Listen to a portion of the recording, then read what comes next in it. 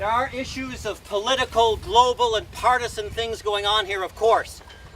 Also at issue is the fact that there are allegations of cruelty going on inside that building. I'm here because cruelty is beneath us.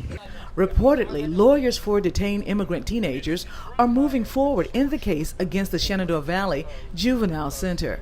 Breaking Through News was there when protesters recently gathered at the detention center to speak out against the alleged injustices at the facility. Paul Nancaro of Trinity Episcopal Church in Stanton was among the protesters. We are better people than that. I have a certain calling to that, but we all have a human calling to be better people.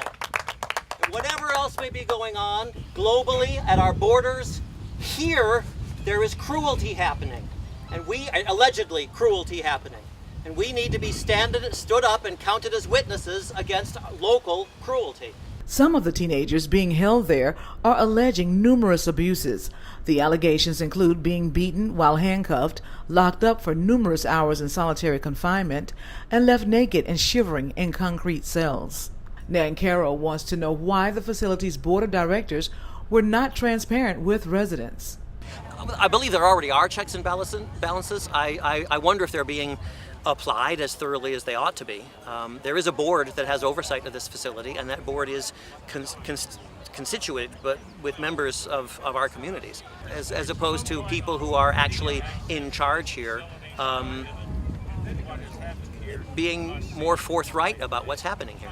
The federal civil rights lawsuit is moving ahead, despite the fact that reportedly 2 of the teenagers have returned to their homeland. Another teenager involved in the case has pulled out of the lawsuit. Attorney Ted Howard is representing the detained teenagers. Howard says a 4th detained teenager has come forth and is making the same allegations. The Juvenile Detention Center lawyers have requested a hearing to be postponed from September to December. Elaine Rackley for Breaking Through News.